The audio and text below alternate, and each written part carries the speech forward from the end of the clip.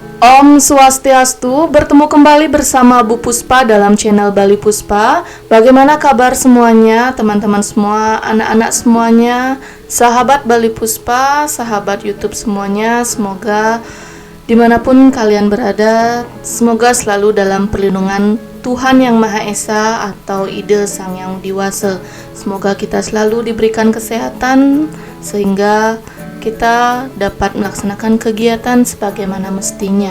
Ya, pada kesempatan kali ini Bali Puspa akan memberikan suatu materi, yaitu tentang pendidikan agama Hindu, di mana materi ini sangatlah sering kita dengar dan kita laksanakan di kehidupan kita sehari-hari. Nah, materi apa itu? Yaitu kita akan membahas tentang yatnya. Jadi apa itu yatnya? Silahkan tetap simak video ini. Tetapi sebelumnya, bagi yang baru bergabung, silahkan subscribe channel ini, kemudian share dan like video ini. Semoga video ini bisa bermanfaat bagi kita semua.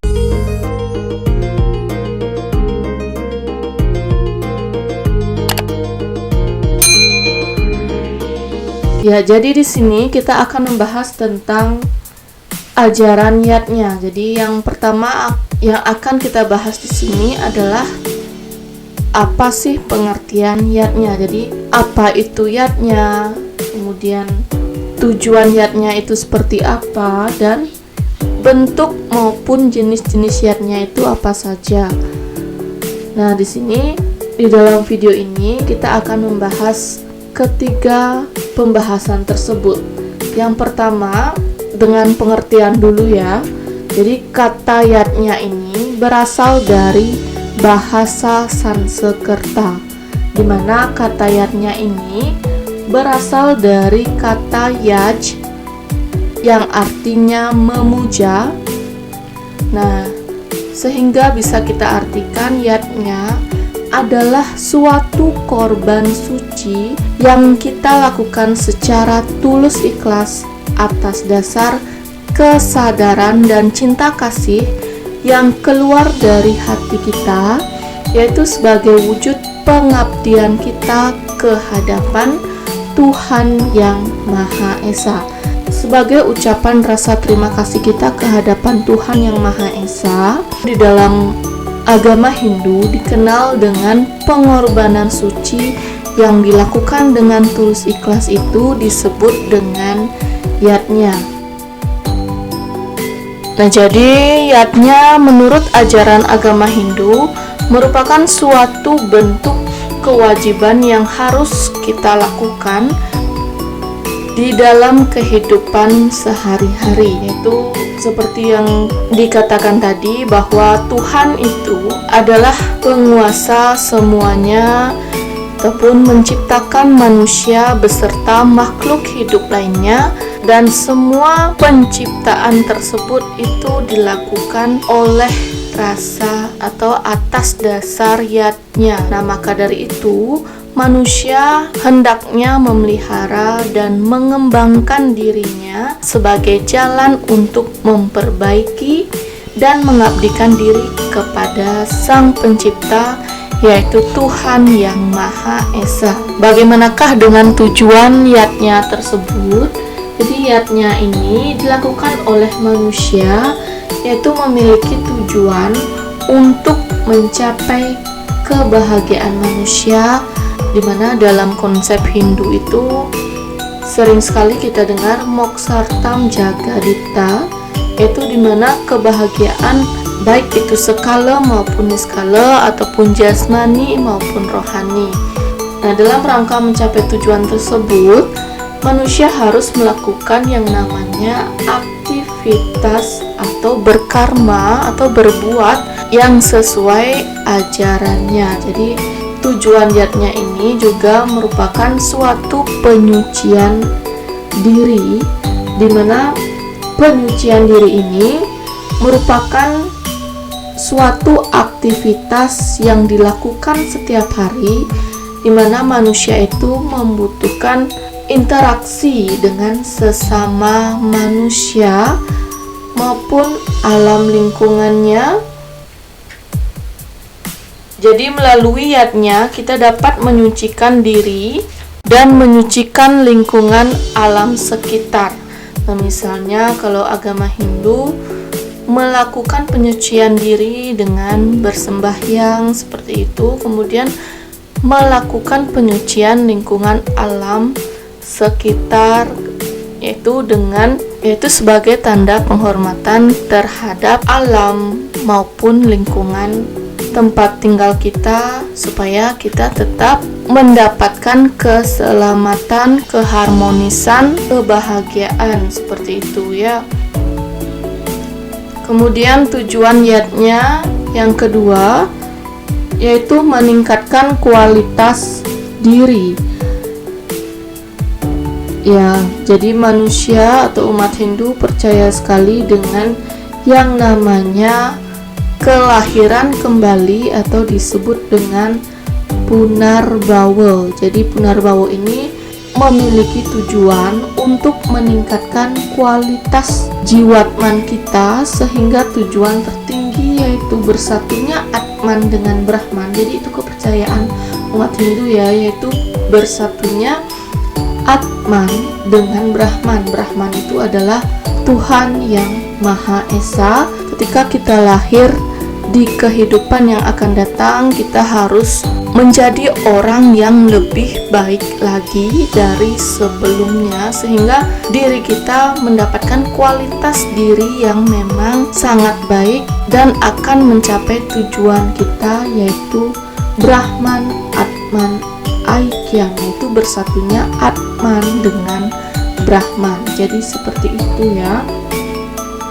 Selain kepercayaan umat Hindu yaitu Punarbawa, dalam meningkatkan kualitas diri itu, kita juga bisa melakukan di kehidupan sehari-hari, kita melakukan yang namanya berbuat baik, yaitu contohnya saling tolong menolong, kemudian sering bersedekah seperti itu ya. Jadi perbuatan baik yang kita lakukan merupakan hal yang utama dalam melalui yatnya tersebut. Dengan demikian, setiap yatnya yang kita lakukan hasilnya adalah terjadinya peningkatan kualitas diri kita seperti itu ya.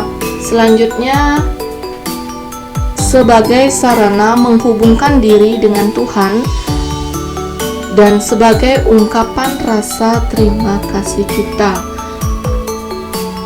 Ya, benar sekali. Jadi yatnya ini merupakan sebagai sarana menghubungkan diri kita ke hadapan Tuhan ya. Jadi tadi sudah dijelaskan bahwa tujuan yatnya ini atau yatnya ini dilakukan dengan rasa yang tulus ikhlas.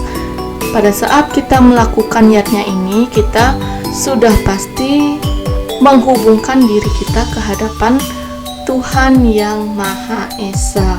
Jadi misalnya kita membuat canang atau persembahan yang kita lakukan, yang kita berikan ke hadapan Tuhan yang Maha Esa, itu kita lakukan dengan rasa tulus ikhlas. Tidak boleh kita lakukan pada saat emosi. Ya, pada saat alam semesta beserta segala isinya diciptakan oleh Tuhan dengan yatnya, Tuhan juga memberikan segala anugerah kepada umat manusia maupun semua makhluk hidup ya. Jadi untuk menunjukkan rasa terima kasih kita, maka kita sebagai manusia, khususnya umat Hindu, melaksanakan yang namanya yatnya, yaitu dengan cara melakukan pemujaan serta mempersembahkan sebagian kecil dari anugerahnya, yaitu dengan hati yang tulus dan ikhlas ya. Jadi jangan sampai ketika kita diberikan kebahagiaan, kita lupa dengan kebesarannya dan hanya ingat bila mendapatkan kesusahan saja. Jadi banyak sekali sifat-sifat manusia yang seperti itu ya. Jadi mohon dihindari. Kemudian tujuan yang berikutnya adalah untuk menciptakan kehidupan yang harmonis. Jadi Sang Hyang Widi ini menciptakan alam dengan segala isinya untuk memutar yang namanya kehidupan. Jadi sekecil apapun ciptaannya, memiliki fungsi tersendiri dalam kehidupan ini. Maka dari itu, manusia sebagai bagian alam semesta mempunyai kewajiban untuk menjalankan tugas dan fungsinya untuk ikut menciptakan keharmonisan kehidupan. Jadi dalam agama Hindu disebutkan dalam Trihita Karana, jadi ada 3 hubungan yang harmonis, yaitu parahyangan, yaitu yang merupakan melakukan hubungan harmonis dengan Tuhan Yang Maha Esa atau Ida Sang Yang Widiwasa, yaitu dengan melaksanakan persembahyangan ataupun berdoa, kemudian melaksanakan odalan atau membersihkan tempat suci, itu juga melakukan hubungan yang harmonis terhadap Tuhan Yang Maha Esa yang disebut dengan parahyangan. Kemudian yang kedua, pawongan. Kita sesama manusia harus hidup rukun atau tidak boleh membeda-bedakan, walaupun suku, ras maupun agama kita berbeda, kita harus tetap satu, kita harus tetap rukun sehingga mencapai kehidupan yang harmonis. Jadi dalam agama Hindu disebut dengan pawongan, yaitu bagian dari Trihita Karana. Kemudian bagian yang ketiga yaitu palemahan.